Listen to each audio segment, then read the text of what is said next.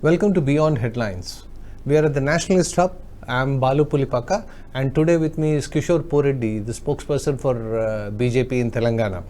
Hi Kishore, welcome back. Yeah, thank you. Before we get to Kishore and ask him a few questions, some of them we will make sure they are tough too this time. Today we are going to talk about the election manifestos, the broad picture of what Congress has said, what the BJP has said. Why are some aspects of the manifesto important? What should a manifesto be like in an ideal situation? And what are the takeaways that people get from those manifestos? We will dive into these things, and I'll ask my first question. Why doesn't the BJP manifesto have freebies? For instance, Congress has promised 1 lakh rupees Yes. for every woman under its Lakshmi scheme. Yes. BJP doesn't do that. BJP didn't have anything like that. Why is it so? So while the Congress thinks people are dependent on the government, our vision is different. It is the people that build the nation. So they're capable of even building a nation. So if given an opportunity, they can raise even beyond that 1 lakh income per year. And our duty is to give them create a conducive environment where, and enable them where they can earn not 1 lakh, but 3, 4, 5 lakhs per year and create assets for themselves. So that's why we focus more on Swanidhi, Mudra loans, Stand-up India, Startup India kind of initiatives.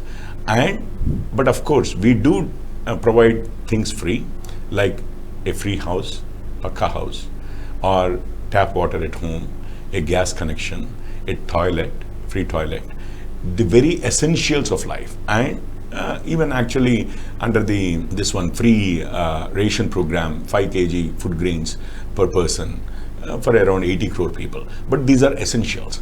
Once you give them the essentials and provide them a conducive environment where they themselves can raise, I think that's our approach towards actually upliftment of people.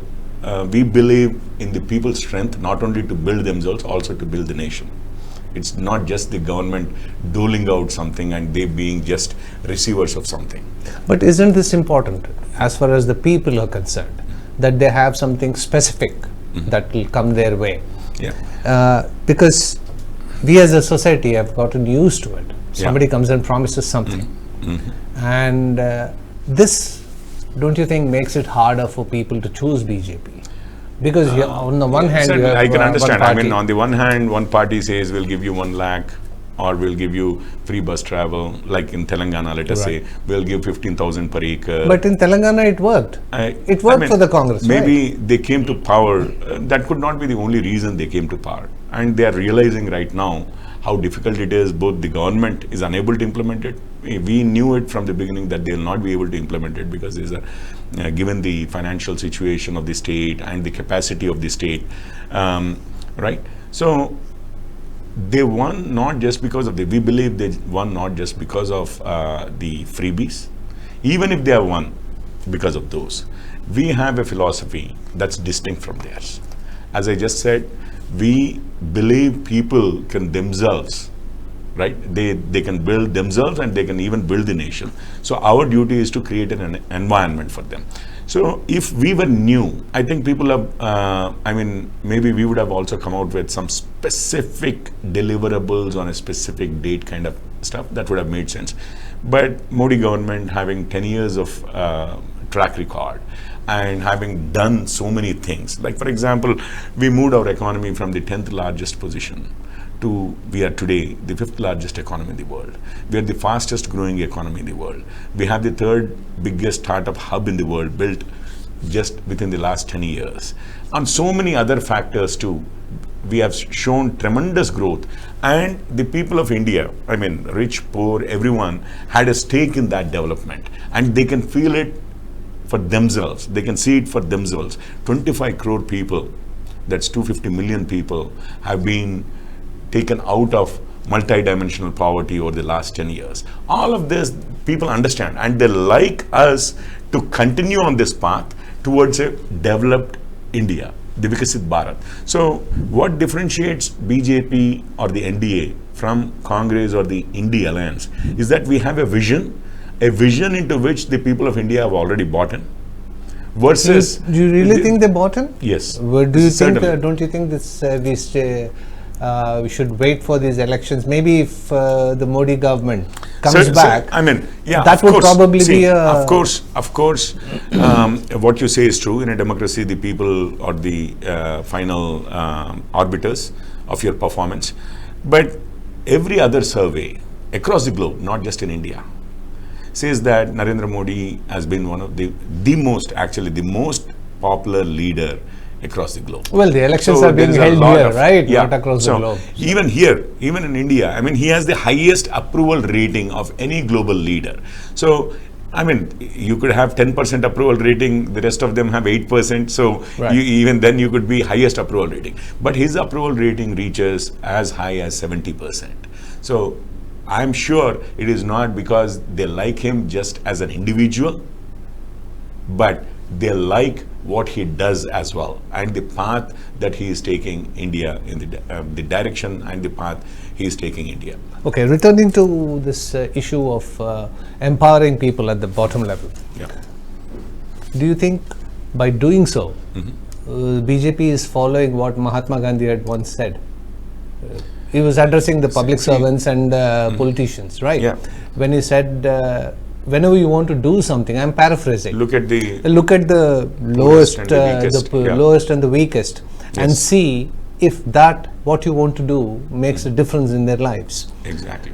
See, when other parties are promising something, there is something that they hope that it's going to be tangible and in their hands very quickly. Yes. What the BJP is promising is an intangible. Yes. So how does this work? The tangible So, versus intangible. As I just said, if you see results, if people see results, if voters see results, their own lives improving, their own economic situation improving, not only economic situation, but the social and also cultural situation improving, and their own government doing things that were thought impossible by every other government until yesterday, and their own lives improving, I mean ease of living, to their own opportunities improving, I think they'll certainly support any government that does that. Second thing is, you talked about Mahatma Gandhi and his this thing, that the benchmark would be how is the poorest of the poor or the weakest of the weak benefiting from whatever you do, any task, right? Same thing, the Antyodaya, this thing, and Deen Dayalji's vision of what a government should be doing and what the party should be doing. These are all in sync, and you can see that with 25 crore poor people getting out of multidimensional poverty, or 4 crore people having homes, pakka homes, or 11 crore toilets being built, approximately 22 crores, right? 22 crore women and girls gaining dignity because of toilets at home, right? And their lives becoming simpler and health becoming better because water at home. Crores of people's, tens of crores of people's lives improving because water at home, gas at home for cooking, all of these facilities. So you have the poorest of the poor. If you ask me, the most visible aspect of last 10 years, Modi's governance has been the upliftment of the bottommost tier of our society, both economically and socially. The bottommost. The bottommost. Weakest. One of the weaker links, or one of the weakest, Yeah. in overall terms, is Yeah. the farming community, which is always at the receiving end. Exactly. Generally speaking, Yes. right? Congress has now promised that it will give legal guarantee, legal protection to minimum support prices.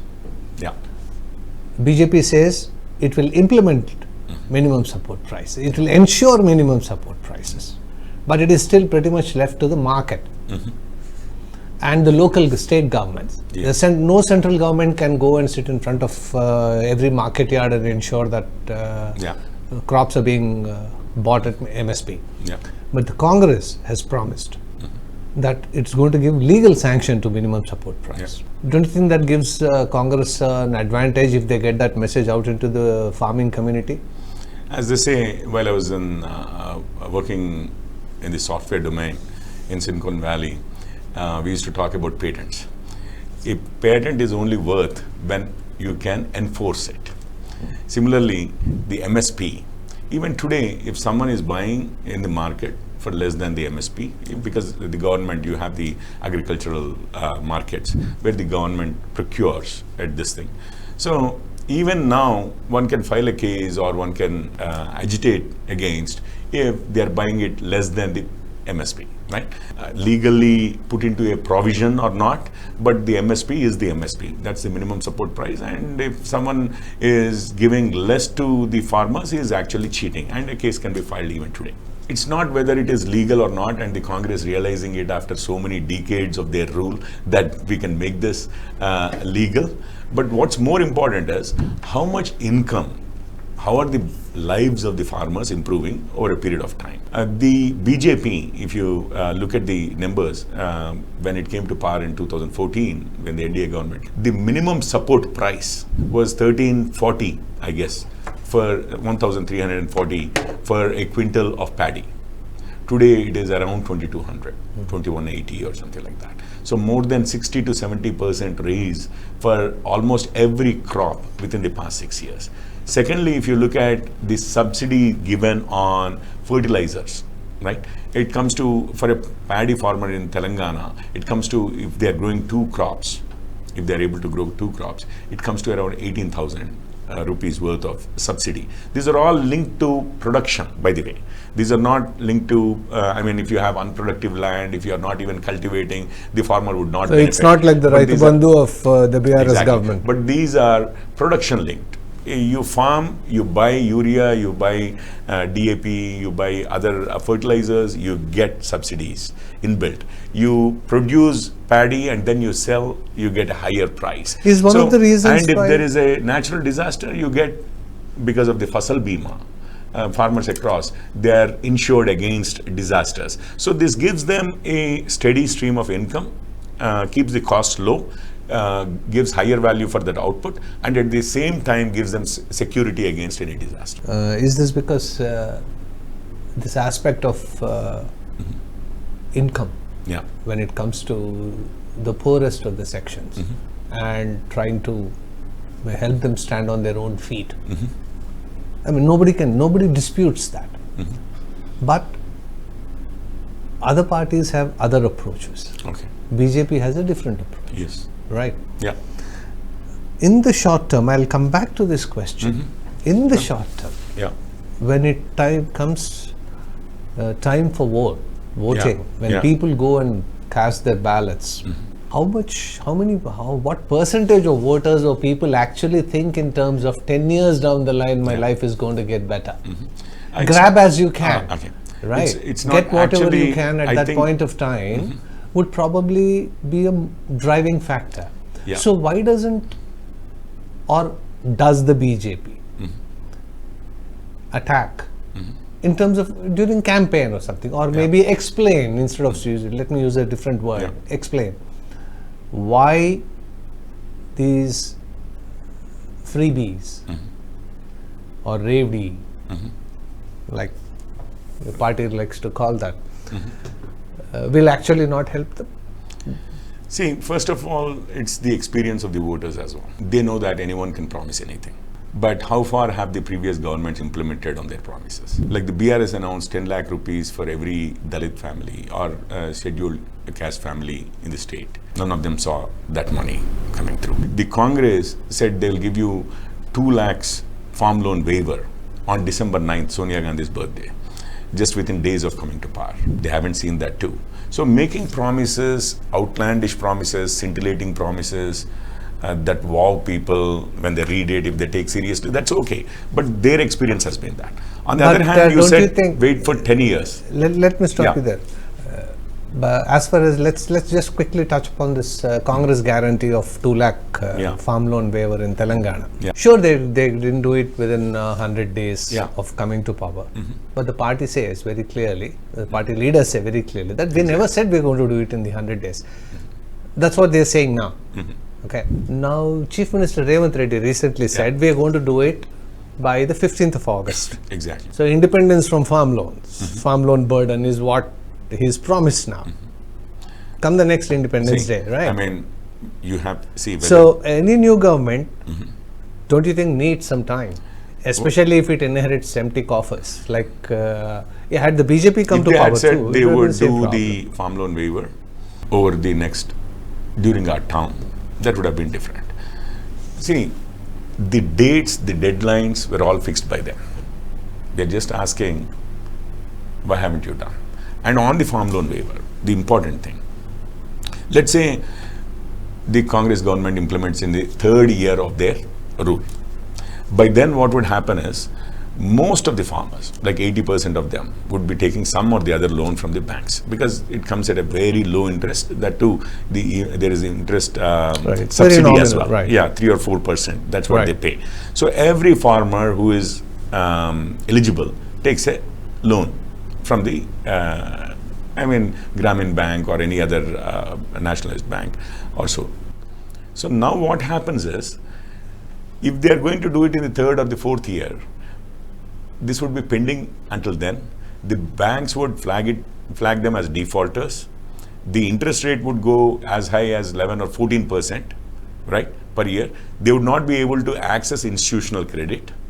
All of these things follow in very quick succession, and they would be flagged as defaulters, blacklisted, so that they wouldn't get any credit anymore. So for the next 1, 2, 3 years, that would be 6 seasons. Where would they go for credit?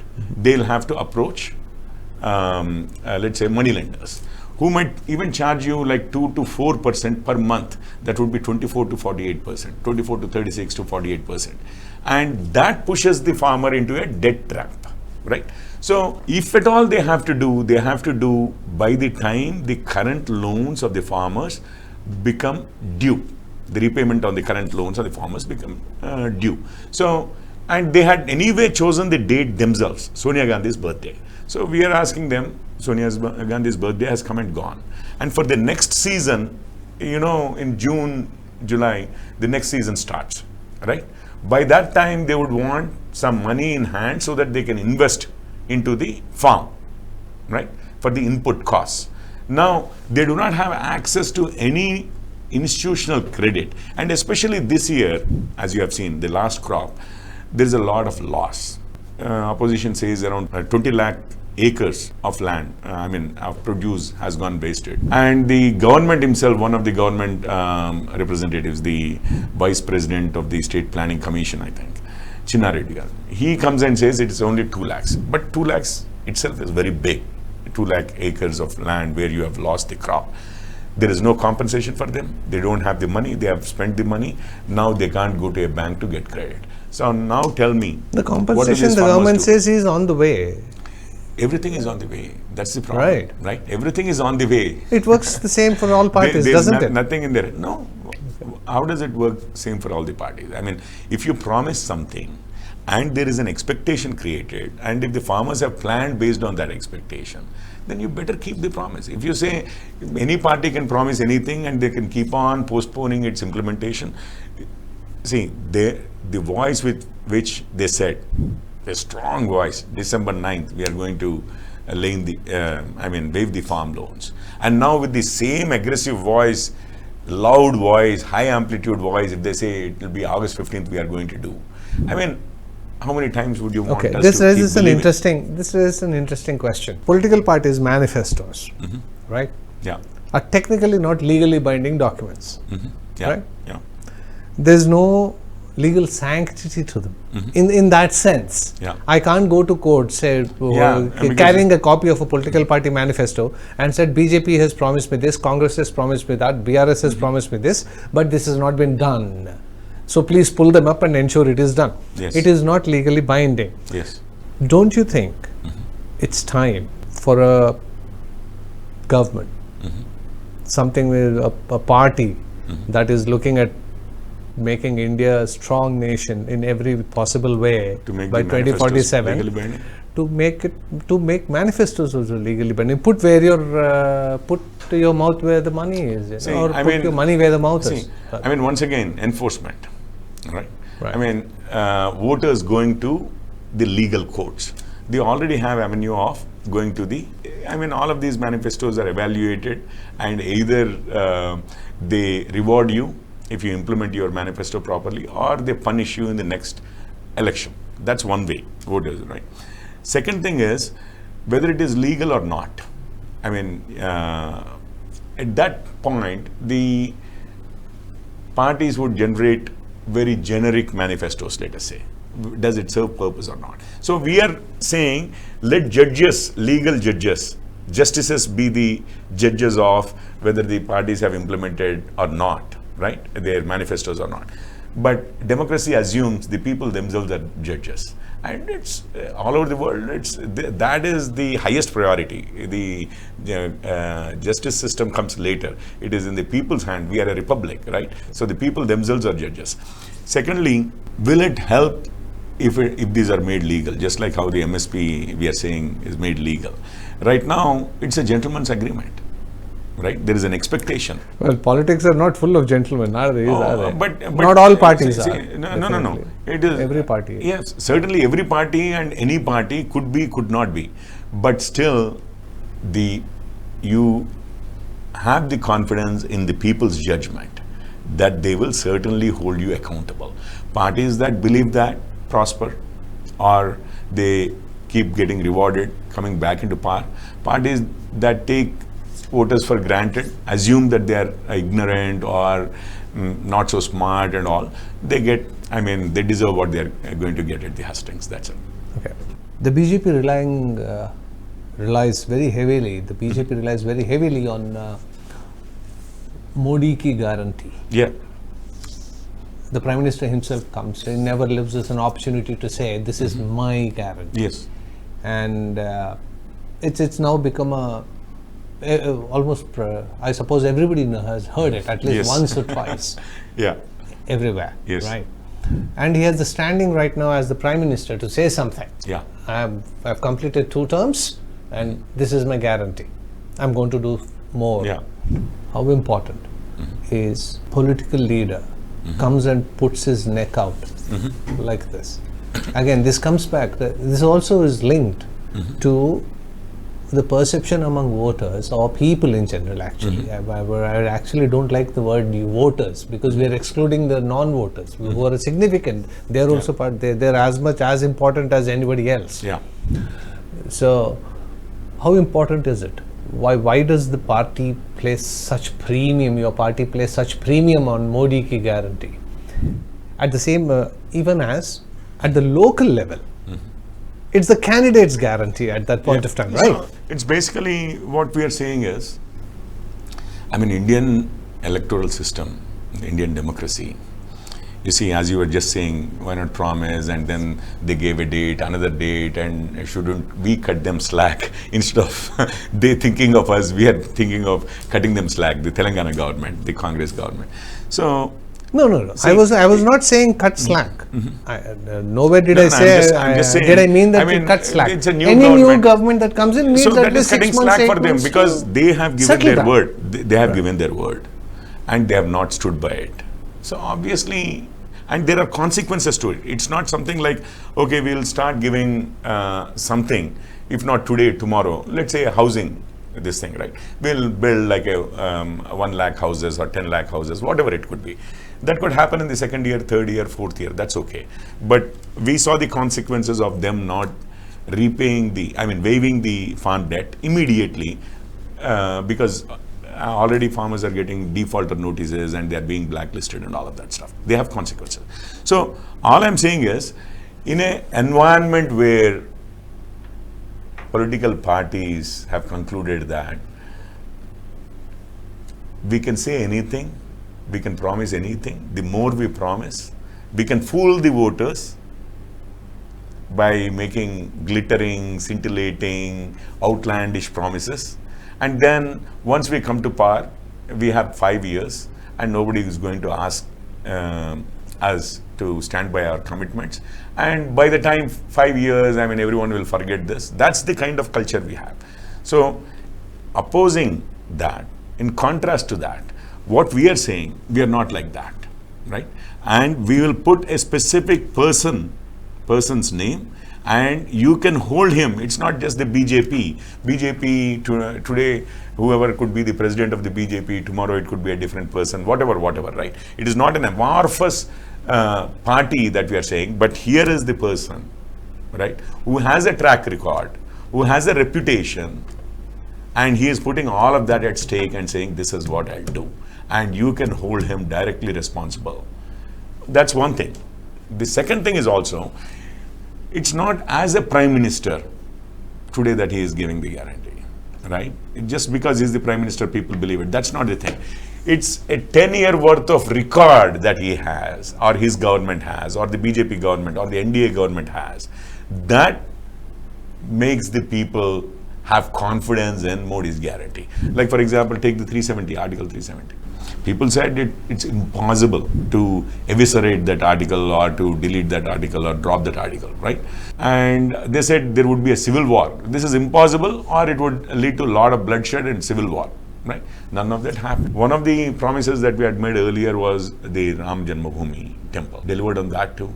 So many things that were pending for decades, if not centuries. Is Ram going to be, Lord Ram going to be an issue, election issue? Do you think Congress will gain by saying BJP I think is it was using the it Congress as a which made it issue? into an election issue.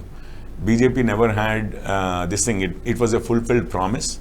That's all we were going to say. But Congress made it an issue by boycotting the Prana Pratishtha ceremony of Lord Ram.